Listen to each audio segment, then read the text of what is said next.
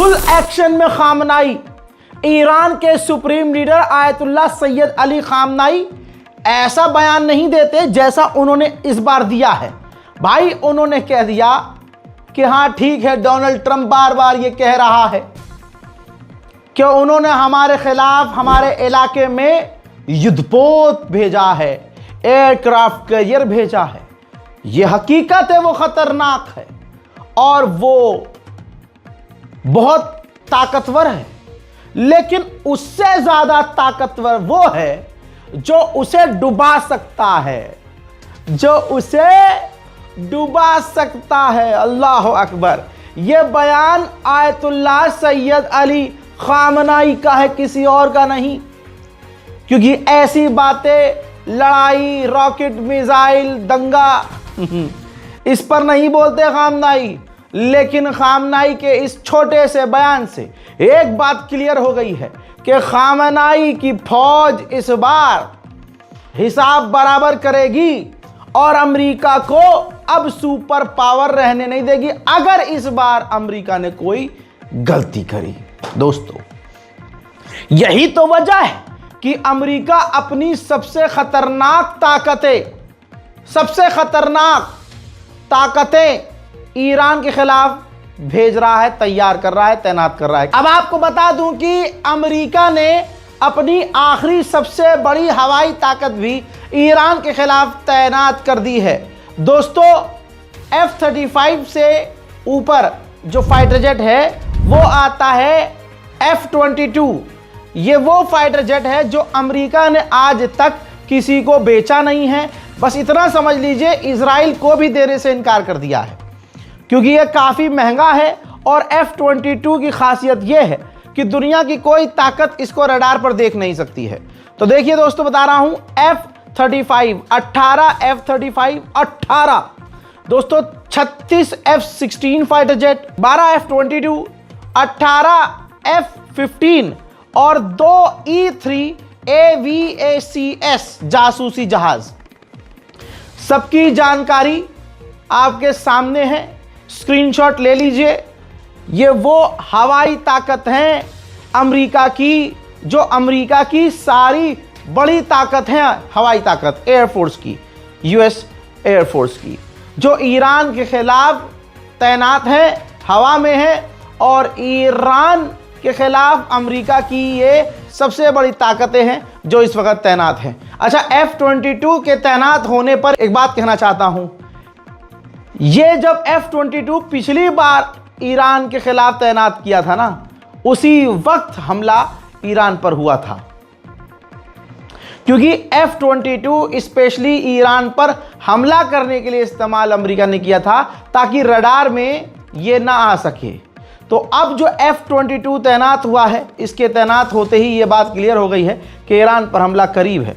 रमज़ान भी करीब है, रमज़ान की शुरुआत हो चुकी है। आप सभी को रमज़ान मुबारक हो और उम्मीद है कि इस रमज़ान पाक में आप अपने साथ साथ सभी के लिए दुआ करेंगे और दिल से उसके लिए बद्दुआ ज़रूर करेंगे जो दुश्मनाने दीन हैं, जो अहले बैत के दुश्मन हैं, जो मुसलमानों के दुश्मन हैं, जो मुसलमानों के कातिल हैं, जो मुसलमान अल्पसंख्यक समुदाय के दुश्मन हैं, जो कुरान की बेहुरमती करने वाले हैं, जो सुअर कुरान को गाली बकने वाले हैं, जो मुसलमानों का कत्लेआम करने वाले हैं। हज़रात, उनके लिए दिल से बद्दुआ ज़रूर कीजिएगा। एक दूसरे के लिए मोहब्बत, प्यार और उम्मीद जगाए रखिएगा। भाई, जैसा मैंने कहा कि खामनाई कभी धमकी नहीं देते थे, लेकिन इस बार आयतुल्लाह सैयद अली खामनाई ने जलवा दिखाया है अपना खुद का। आगे उन्होंने पता है अपने नेक्स्ट स्टेटमेंट में क्या कहा। उन्होंने कहा कि डोनाल्ड ट्रंप अमेरिका का राष्ट्रपति कहता है कि वो बहुत पावरफुल है, अमेरिका बहुत ताकतवर है, अमेरिका की फ़ौज दुनिया की सबसे बड़ी ताकतवर फ़ौज है। लेकिन मैं कह देना चाहता हूं कि उसको ऐसी चोट लगेगी, अमेरिकी फ़ौज को ऐसा झटका लगेगा कि अमेरिका फिर दोबारा कभी खड़ा नहीं हो पाएगा। अल्लाह अकबर। ये कह कौन रहा है? आयतुल्लाह सैयद अली खामनाई। तो इस बार तो खामनाई भी तैयार हैं। खामनाई ने यह भी कह दिया कि 47 साल में अमेरिका हमें अभी तक तबाह नहीं कर पाया, ना वो आगे कर पाएगा। और मैं लोगों से, आवाम से कहना चाहता हूं, सब कुछ नॉर्मल है, आप नॉर्मल रहिए, कोई खतरा नहीं है।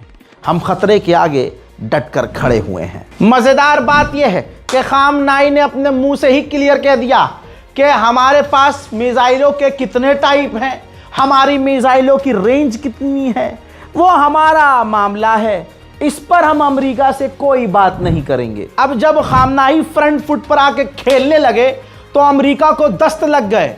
अमेरिका की गवर्नमेंट ने ऑफिशियली ट्वीट करके कहा है कि ट्रंप को धमकाना और अमेरिका को धमकाना यह अच्छा नहीं है। दुनिया को जो धमकाए उसको धमकाने वाला आज जवाब दे दे तो भैया अमेरिका को दस्त लग रहे हैं। भैया ईरान ने गर्दा उड़ा रखा है।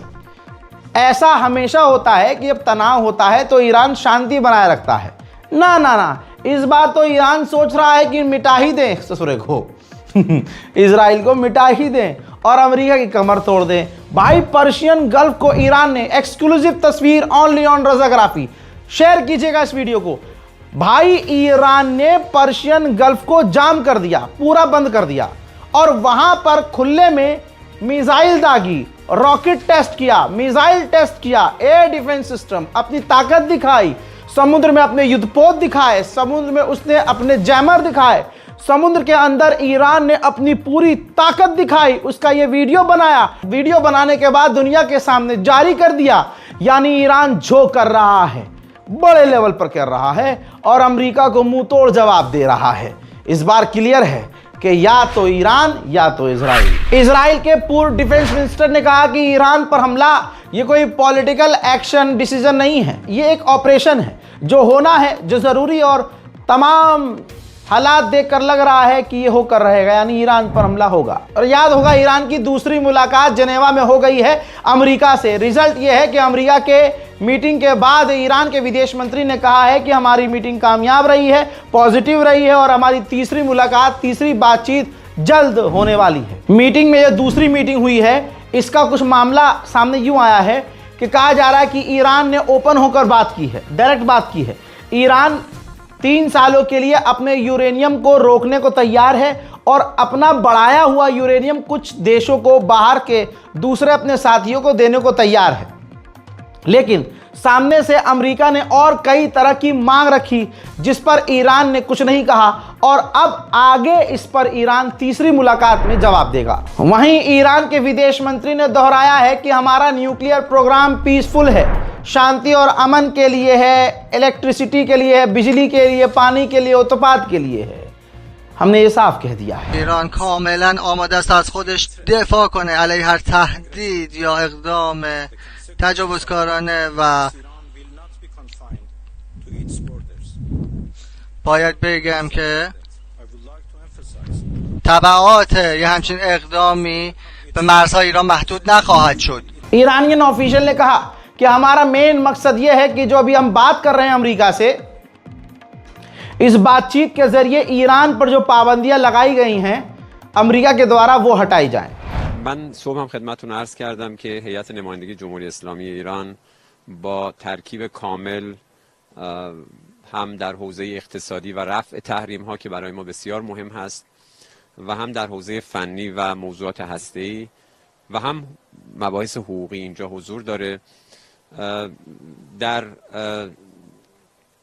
2 روز گذشته، یعنی از دیروز تا الان، ما چند دور گفتگو داشتیم هم با وزیر امور خارجه عمان. वहीं ईरान के राष्ट्रपति पेजेश्कियान ने क्लियर कह दिया है कि कितनी बार कहें, बार बार कह चुके हैं, हर बार कह चुके हैं कि हम परमाणु नहीं बना रहे हैं और ना हम परमाणु बनाएंगे, लेकिन हमें न्यूक्लियर प्रोग्राम की जरूरत है सिविलियंस के लिए, उनके हक के लिए, उनके हुकूक के लिए, उनकी कामयाबी के लिए, बिजली के लिए, पानी के लिए, तरक्की के लिए हमें न्यूक्लियर प्रोग्राम की जरूरत है। हमें न्यूक्लियर परमाणु बनाने की जरूरत नहीं है, हम ये बार बार बोल चुके हैं। हज़रात, ईरान की नेशनल सिक्योरिटी काउंसिल राजी हो गई है कि IAEA की टीम को अपनी न्यूक्लियर साइट्स पर आने देंगे। सुन लीजिए। बिस्मिल्लाहिर्रहमानिर्रहीम।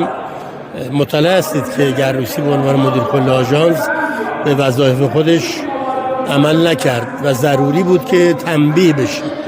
اینکه ما اجازه ندادیم به دلیل اینکه حمله به مراکز فعالیت‌های صلح‌آمیز रशिया ने बरबर कर ईरान को हथियार दिए ही हैं, साथ ही रशियन ऑफिशियल भी ईरान आए, जिसके बाद देखा गया कि ईरान के विदेश मंत्री और कुछ राजनेताओं ने रूस के नेता से ईरान के राजधानी तेहरान में मुलाकात की है। ट्रंप का कहना यह है कि मेरा मानना यह है कि ईरान डील चाहता है, हम भी डील कर लेंगे अगर अच्छा ऑप्शन होता है तो, लेकिन अगर ईरान डील नहीं करता है तो ईरान के लिए मुसीबत होगी और हमारे पास ईरान के खिलाफ बड़े और अच्छे ऑप्शंस हैं।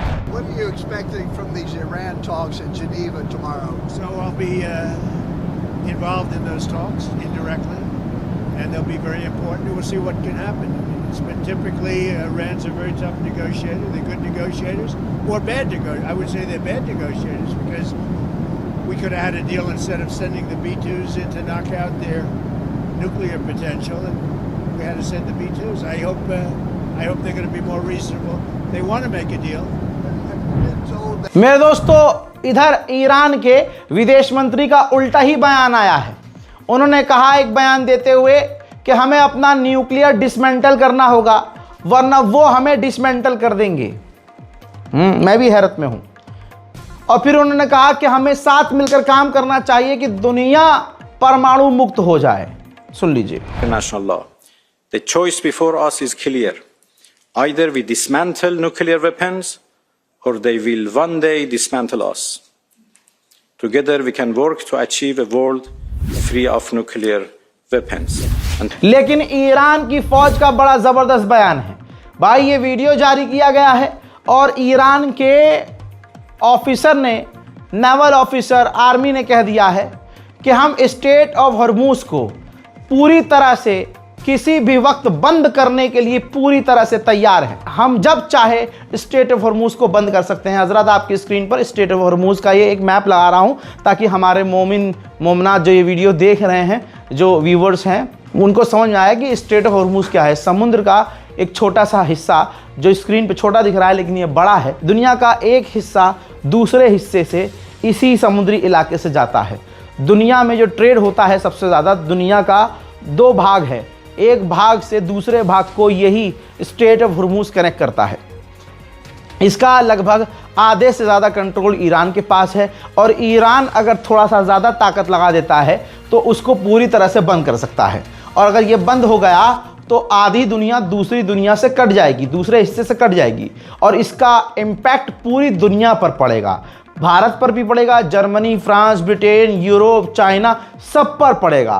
तो ऐसे में अगर ईरान कह रहा है कि स्टेट ऑफ हॉर्मूज बंद कर देंगे तो ये बहुत बड़ी बात है। डोनाल्ड ट्रंप ने सोचा कि वेनेजुएला है ईरान, आज इतनी हवा टाइट है, इतनी हवा निकली हुई है कि इसने अपने छेद सुकोड़े हुए हैं। आज इसके मुंह से निकला है, इसने अपने मुंह से कहा है कि मैंने अपने अफसरों को कह दिया कि अगर उन्होंने मुझे मार दिया, अगर ईरान ने मुझे मार दिया तो फिर उनको मिटा देना है। आय हाय हाय, मुसलमानों जागो। ये डर अमेरिका के राष्ट्रपति के सीने में लाने वाला सऊदी अरब, तुर्की कोई और नहीं है, खामनाई है। सुनो बयान। They haven't done that, and that would be a terrible thing for them to do. Not because of me. If they did that, they would be obliterated. That would be the end. I've left instructions. If they do it, they get obliterated. There won't be anything left. And they shouldn't be able to do it. And Biden should have said that, but he never did. I don't know why. Lack of intelligence, perhaps. But he never said it. If that happens to a leader, or close to a leader, frankly, if you had other people involved also, you would call for total obliteration of a state that did it. That would include Iran. So I'm signing. हजरात, middle east में America के tanker, ये देखिए, middle east में नजर आए हैं, जमीन से फोटो खींचा गया है कि लगभग 6 फाइटर जेट एक साथ मिडिल ईस्ट में एक टैंकर से F-22 एक साथ टैंकर से रिफ्यूल किए जा रहे हैं। यानी ईरान पर हमले की पूरी प्रैक्टिस चल रही है। ईरान के विदेश मंत्री ने अमेरिका के दोगलापन को जवाब देते हुए कहा कि उनकी आंखें फूट गई हैं, उनकी आंखें बंद हो गई हैं और इजराइल के जो न्यूक्लियर प्रोग्राम है उनको नजर नहीं आ रहे हैं। उसका इजराइल के पास जो परमाणु है वो नजर नहीं आ रहा है, लेकिन हमारा पीसफुल न्यूक्लियर प्रोग्राम जो जनता, आवाम, बिजली, पानी के लिए है वो उन्हें खतरा लग रहा है। इसके बाद ईरान के विदेश मंत्री ने यह भी कहा कि हम अपने आप को, अपनी ज़मीन को हर हाल में बचाएंगे। अगर कोई भी रेकलेस काम किया गया, कोई भी एक्शन हमारे खिलाफ लिया गया और कोई भी गलती की गई तो हमारी जवाबी कार्रवाई ईरान के बॉर्डर के बाहर तक, अड़ोस पड़ोस तक जाएगी। उधर ईरान के राष्ट्रपति ने चैलेंज कर दिया, आओ और देखो, जांच करो और साबित करो कि हाँ, हम परमाणु बना रहे हैं। इजराइल की भी इतनी हवा टाइट है कि जल्दी जल्दी उसने अपना एरो 3 के बाद advance arrow 4 air defence system बना लिया है और ईरान के खौफ से अब वो तुरंत इस एरो 4 को तैनात करने की तैयारी में है। मेरे दोस्तों, ईरान के फौज के कमांडर ने कह दिया है कि चाहे अमेरिका 12 एयरक्राफ्ट कैरियर तैनात कर दे, वो हमारा कुछ नहीं कर सकते। उसको अपने एयरक्राफ्ट कैरियर अपने मुल्क में तैनात करना चाहिए और अपने पर ध्यान देना चाहिए। आगे क्या होने वाला है? 12 تا ناو هواپیمابرش هم بیاره اینجا هیچ غلطی نمیتونه امریکا بکنه. امریکا حتما شکست خورده است.